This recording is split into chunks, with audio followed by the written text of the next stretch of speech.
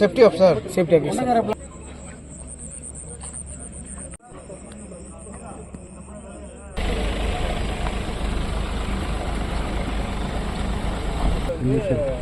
அவங்க சேஃப்டி இதெல்லாம் போட்டு ஹெல்மெட் எல்லாம் போட்டு சேஃப்டியாக தான் சார் பண்ணுறாங்க. அது ஒரு பேர் சார், அது ஒரு தண்ணி இப்போ மழையெல்லாம் வந்தாக்க நனையக்கூடாது. வாயலூர் ஊராட்சியில் 2x660 மெகாவாட்டு அனல் மின் நிலையம் கட்டுமான பணி நடந்து கொண்டிருக்கிறது. இந்த கட்டுமான பணி நடந்து கொண்டிருக்கக்கூடிய இடத்துல நிலக்கரி சேமிப்பு கிடங்கு அமைத்து கொண்டிருந்த ஒரு பகுதியில் ஒரு 45 மீட்டர், அதாவது 150 அடி உயரத்தில் தொழிலாளர்கள் வளைவு அமைத்து கொண்டு பணியாற்றி கொண்டிருந்த போது ஒரு 10 தொழிலாளர்கள் அதில் ஈடுபட்டிருந்தவர்கள் அந்த வளைவு முடியாமல் முழுவதுமாக அந்த ஸ்ட்ரக்சரினுடைய பைப்புகள் கீழே விழுந்து தொழிலாளியும் அப்படியே கீழே விழுந்து அதில் தொழிலாளர்கள் மேலே பைப்பு விழுந்த காரணத்தினால அப்படியே ஸ்பாட்லேயே 6 பேர் இறந்தார்கள். மறுபடியும் அரசு மருத்துவமனைக்கு கொண்டு செல்லக்கூடிய வகையில் மீதி 3 பேர் இறந்துருக்காங்க. ஆக 9 பேர் இறந்தாங்க. ஒருத்தர் கடுமையான பாதிப்புக்குள்ளாகி சிகிச்சை பெற்று வருகின்றார். இது ஒரு கோர விபத்து. இந்த விபத்துக்கு உண்டான அந்த ஸ்ட்ரக்சரை அமைக்கக்கூடிய மெட்டல் கார்போ என்று சொல்லக்கூடிய அந்த கம்பெனியானது பாதுகாப்பு நடவடிக்கைகளை மேற்கொண்டதாக சொல்கிறாங்க. ஆனால் அந்த தொழிலாளி 150 அடி உயரத்தில் வேலை செய்யும் பொழுது கீழே வலைகள் அமைத்து அவர்கள் கீழே விழுந்தால் கூட பாதுகாப்பான ஏற்பாடுகள் செய்ய வேண்டும் என்ற நியதி என்பது பின்பற்றப்படவில்லை என்பது தான் இந்த விபத்துக்கு முக்கிய காரணமாக அமைந்திருக்கிறது. இந்த தொழிலாளர்கள் இங்கே வேலை செய்யக்கூடிய ஒரு 3500க்கும் மேற்பட்ட ஒப்பந்த தொழிலாளர்கள் வெளிமாநில தொழிலாளர்களும் இருக்கிறாங்க. அவங்க வெளிமாநில தொழிலாளர்களுடைய இடம்பெயர்தல் சட்டப்படி அவர்கள் பதிவு செய்யப்படுவதும் இல்லாமல் இருக்கக்கூடிய நிலையும் இருக்குது. இந்த நிலையில் தான் இந்த விபத்துகள் தொடர்ந்து வரக்கூடிய நடவடிக்கை என்பது பாதுகாப்பு நடவடிக்கைகளை முழுமையாக பின்பற்றாத ஒரு நிலையும் இருந்த காரணத்தினால்தான் இந்த கோர விபத்து நடந்திருக்கிறது. அந்த தொழிலாளர்களுக்கு உரிய நஷ்டஈடு, அவர்கள் குடும்பத்தை பாதுகாப்பதற்கான ஏற்பாடுகள் மற்ற விஷயங்களை செய்வதற்கு ஏற்பாடு செய்ய வேண்டும் என்று தமிழக அரசை கேட்டுக்கொள்கிறோம். எண்ணூர் SEZன்னு சொல்லுவாங்க, 2x660 super critical thermal plant கட்டுமான பணி நடக்கும் இடத்துல நம்மளோட BHEL ஒப்பந்ததாரர் அவங்க ஒரு 73% 73 விழுக்காடு பணி முடிச்சிருக்காங்க. சுமார் இங்கே 3700 பணியாளர்கள் பல்வேறு பணிகள், யூனிட் 1 அந்த பக்கம் கன்ஸ்ட்ரக்ஷன், அதே மாதிரி கூலிங் டவர் எல்லாம் கன்ஸ்ட்ரக்ட் பண்ணது. இந்த கோல் யார்டுன்னு சொல்லுவாங்க இது. அதை அவங்க நம்ம ஸ்ரீஜித்னு ஜெனரல் மேனேஜர் இருக்காரு, அதே கோவிந்த் IAS MD ஆஃப் இந்த ஜென்ரேஷன் கம்பெனி அவங்க இருக்காங்க. அப்புறம் நம்ம பாலாஜி காவல்துறை இந்த DC எல்லாரும் இங்கே இருக்காங்க. ஸோ இந்த பணி செய்யும்போது மேலே நீங்கள் பார்த்தீங்கன்னாக்கா அவங்க ஒரு 45 மீட்டர் ஹைட்டில் கிரேனில் போய் தன்னோட தேவையான பாதுகாப்பு இதெல்லாம் போட்டுட்டு தான் அந்த பணி செஞ்சுருக்காங்க. பட் இங்கே முதல் கட்ட நம்ம டிஸ்கஷன் ஜெனரல் மேனேஜர் பார்க்கும்போது இங்கே நீங்கள் பார்த்துருப்பீங்க அந்த என்டையர் திங் அப்படியே கம்ப்ளீட்டாக கீழே விழுந்திருக்கு. ஸோ அந்த 45 மீட்டர் மேலேருந்து கீழே விழுந்ததுனால அங்கே மேலே பணி செய்யக்கூடிய அந்த 9 நபர்கள் துரதிருஷ்டவசமாக இறந்து விட்டார்கள். முதலமைச்சர் உடனடியாக எங்களையும் ஸ்பாட்டுக்கு வர சொல்லியிருக்காரு. நம்மளோட போக்குவரத்து மற்றும் மின்துறை அமைச்சர் அவரும் வந்து கொண்டு இருக்கார்கள். அதே மாதிரி நம்ம GM அப்புறம் எல்லா அதிகாரிகளும் நம்மளோட இங்கே ரெகுலர் யூனிட்ஸ் பக்கத்துலேயே இருக்கு, நார்த் சென்னை தெர்மல் 1, 2, 3 அங்கே இருக்கிற அதிகாரிகளும் எல்லாமே இங்கே டைவர்ட் பண்ணியிருக்காங்க. நான் இந்த BHELோட அவங்களோட ஹெட்டையும் பேசியிருக்கேன். ரொம்ப துரதிருஷ்டம் அங்கே 9 பேரும் அவர்களை ஸ்டான்லி மருத்துவமனையில் தான் வச்சுருக்காங்க. நாளை கார்த்தால அதற்கான போஸ்ட்மார்ட்டம் எல்லாம் செய்வாங்க.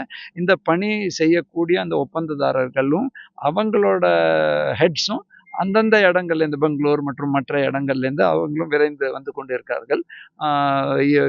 முதலமைச்சர் அவர்கள் இதற்கு தேவையான அனைத்து உதவிகளும் செய்ய வேண்டும் என்று ஆணையிட்டிருக்கார்கள். அது மட்டும் இல்லாமல் இவங்க திரும்பி அவர்களோட உறவினர்கள் இவங்க நாங்கள் அவங்கள சந்தித்து அவங்களோட கூட இருக்கிற பணியாளர்கள் பேசும்போது அசாம் மாநிலத்தை சேர்ந்தவர்கள் இந்த பணியில் ஈடுபட்டவர்கள் நமக்கு தெரிய வந்துள்ளது. ஸோ அவங்களுக்கு திருப்பி அவங்களோட உறவினர்களோட இந்த கம்பெனிக்காரங்களும் டச்சில் இருக்காங்க. அவர்கள் தேவையான ஏற்பாடுகள் போஸ்ட்மார்ட்டம் முடிந்த பிறகு என்னென்ன பண்ணுமோ அந்த ஏற்பாடுகளும் முதலமைச்சரும் எங்களை கண்காணிக்க சொல்லியிருக்காங்க. கூடுதல் காவல்துறை நண்பர்களும் நம்மளோட மதிப்புக்குரிய சங்கர் கமிஷனர் அவர்கிட்டையும் பேசியிருந்தேன். அதே மாதிரி மாவட்ட ஆட்சியர்கிட்டையும் பேசியிருக்காங்க. கோவிந்த் ஐஏஎஸும் இங்கே இருக்காங்க. நாங்கள் தேவையான அனைத்து இவங்களுக்கு உதவியும் பண்ணுவோம். செப்பரேட்டாக காவல்துறை இது எந்த மாதிரி, அதே மாதிரி இண்டஸ்ட்ரியல் சைட்லேருந்து ஏன் இப்படி நடந்தது ஏனென்றால் மிகவும் பாதுகாப்பாக மற்ற பணிகள் நடந்து கொண்டிருக்கிறது. இது ஒரு சுமார் 11,000 கோடிக்கு மேல் செய்யக்கூடிய ஒரு மிக முக்கியமான தர்மல் பணி. ஆல்மோஸ்ட் இன்னும் 3 அல்லது 6 மாதத்தில் முடியும் தருவாயில் உள்ளது. மிக வேகமாக பல்வேறு பணிகள் நடக்கும் பொழுது இந்த மாதிரி ஒரு துரதிருஷ்டவச நிகழ்வு என்ன நடந்தது செப்பரேட்டாக விசாரணை பண்ணுவோம். இது 45 மீட்டர்லேருந்து விழுந்திருக்காங்க. 45 மீட்டர். நீங்கள் ஆக்சுவலாக நைட் இருக்கிறதுனால தெரிய மாட்டேங்கிறது.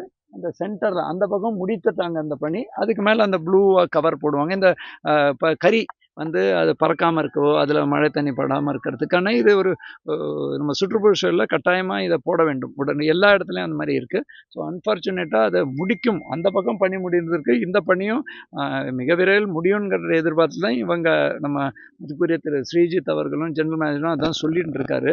எங்களுக்கே அது புரியல எப்படி அந்த என்டையர் திங் அப்படின்னு நீங்கள் பார்த்தீங்கன்னா அந்த 3 சைடில் இருக்கக்கூடிய இது முழுமையாக கீழே விழுந்த காட்சிகள் நீங்கள் பார்க்கலாம். அது செப்பரேட்டாக என்கொயர் பண்ணிட்டு இருக்காங்க ஏன் அப்படியா இருந்தாங்க. சார் பாதுகாப்பை பொறுத்த வரலையும் இந்த இடத்துல வந்து நீங்க பாத்தீங்கன்னா அவ்வளவு ஹைட்ல கட்டும் போது இங்க கீழே வந்து ஒரு வலை போல ஒரு அமைப்பு வச்சிருந்தாதான் அது விழுந்தாலோ இல்ல அதுல இருந்து மேல இருந்து யாரோ விழுந்தாலோ அவங்க காப்பாற்றப்பட்டிருப்பாங்க. ஆனா இப்ப இருக்கிற சூழல் அதை பார்க்கும்போது அதற்கான எந்த ஒரு சாத்தியக்கூறுகளுமே நடக்கலன்றது நல்லா தெரியுது. அதை பத்தி இல்லை இது ரொம்ப ஒரு துரதிருஷ்டமான இது. நீங்கள் சொல்கிற அனைத்து கோணங்களையும் டெஃபினட்டாக இந்த மாதிரி ஒரு இறப்பு ஏற்படும் போது காவல்துறை முறையாக அவங்களும் விசாரணை பண்ணுவாங்க. அதே மாதிரி நம்மளோட பணியாளர் லேபர் டிபார்ட்மெண்ட்டும் பண்ணுவாங்க. அதே மாதிரி இந்த மாதிரி விஹெச்எல் போன்ற மிக முக்கியமான அது இந்தியா முழுவதும் பல்வேறு இடத்துல பணி செய்யும்போது அவர்களும் அதற்கான முறையான விசாரணை ஏன் அதை ருட்டீனாக செய்யக்கூடிய பணிகள் என்ன நிறைய இடத்துல பணிகள் செய்யும் பொழுது நீங்கள் சொல்கிறக்கூடிய கோணங்கள்லையும் அவங்க டெஃபினட்டாக அனைத்து கோணங்களையும் இதை எப்படி தவிர்த்திருக்கலாம் என்ன மாதிரி இதுங்கிறத டெஃபினட்டாக விசாரணை பண்ணுவாங்க. அதுக்கப்புறம் டெஃபினட்டாக அதில் நடவடிக்கை. சார் ஒவ்வொரு முறையும் இது மாதிரி தான் எதனாவது அந்த வடமாநில தொழிலாளர்களுக்கு எதனா விபத்து ஏற்பட்டாலோ அவங்க இறந்தாலோ ஒவ்வொரு முறையும் இது மாதிரி சொல்றாங்க இது வருது. ஆனா உண்மையிலேயே பாத்தீங்கன்னா அவங்களுக்கான பாதுகாப்பு விஷயம், அவங்களுக்கான சுகாதார விஷயம், அவங்களுக்கான மற்ற எந்த விஷயமும் வசதியின்மை எல்லாமே பாத்தீங்கன்னா ரொம்ப குறைவா தான் இருக்கு. அவங்கள வந்து எப்படின்னா ஒரு அடிமை போல எடுத்துட்டு வராங்க. அடிமை போல தான் அவங்களை ட்ரீட் பண்றாங்க. அடிமை போல தான் அவங்களை இது பண்றாங்க எல்லாருமே. ரொம்ப நாளாவே இது நடக்குது. ஆனா இப்ப பாத்தீங்கன்னா இப்ப சொல்றாரு அவரு இந்த கிரேன்ல ஒரு கூட்டு கட்டி அதுல இருந்து நாங்க வந்து அவரை வந்து ஃபிட் பண்ண வச்சோம். ஆனா அதுக்கான எந்த ஒரு இதுவுமே இல்லை.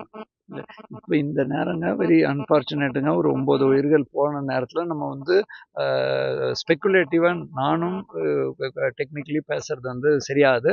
ஆனால் உங்களோட இது தமிழ்நாடை பொறுத்த வரைக்கும் அனைத்து தொழிலாளர்களுக்கு வந்து தேவையான அந்த லேபர் டிபார்ட்மெண்ட்டும் அதை கண்காணித்து வருது. இங்கேயும் நீங்கள் பார்த்தீங்கன்னா மெடிக்கல் கேம்ப்ஸ் ரெகுலராக போடுவாங்க.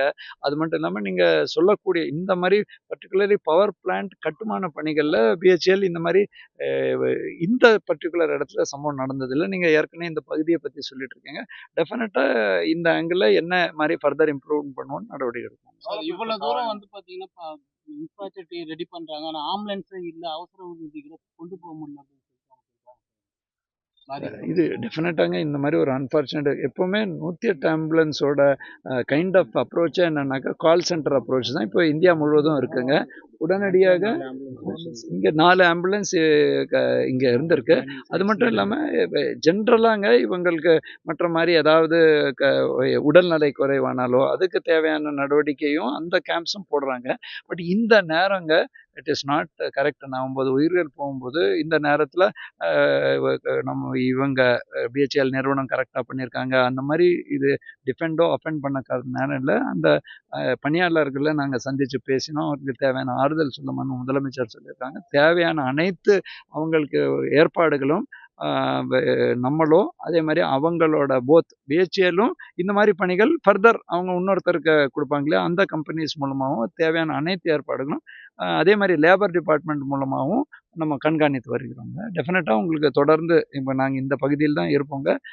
ஸ்டான்லி மருத்துவமனையோ எங்கேயோ அப்படி தான் போய் வருவோம். டெஃபினட்டாக உங்களுக்கு கூடுதல் தகவல் கிடைக்க டெஃபினட்டாக அந்த தகவலும் பரிமாறுவோம். காவல்துறை என்ன மாதிரி நடவடிக்கை? எனி இன்சிடெண்ட்டுங்க ஆக்சிடென்ட் இருக்கும்போது காவல்துறை அதற்கு தேவையான உரிய வழக்கு பதிவு பண்ணி, அதே மாதிரி இந்த மாதிரி அன்நேச்சுரல் டெத்துங்கிறது அது ரொட்டீனாக அந்த ஒரு அவங்களோட ரிப்போர்ட் வந்த பிறகு தான் போஸ்ட்மார்ட்டம் பண்ணுவாங்க. அது ரொட்டீனாக அது நடக்குங்க. இந்த பர்டிகுலருக்கு நம்ம சம்பவம் என்ன நடந்ததுன்னு தெரியும். அதுக்கான தேவையான அந்த ரிப்போர்ட்டை கொடுத்து தான் அந்த ஸ்டான்லி மருத்துவமனைக்கு அதிகாரிகள் ஆல்ரெடி விரைந்து சென்றிருக்கார்கள். ஃபர்தர் முறைப்படி அந்த சம்பவத்தோட அந்த ஃபர்தர் டெவலப்மெண்ட்ஸ் எல்லாம் உங்களுக்கு டெஃபினட்டாக ஃபர்தர் பண்ணுவோம். ட்ரெண்டை ஃப்ரெண்ட் ஆக்கிக்கோங்க. தந்தி டிவியின் சப்ஸ்கிரைபர்ஸ் அண்ட் ஃபாலோவர்ஸ் குடும்பத்துல நீங்களும் இணையுங்க.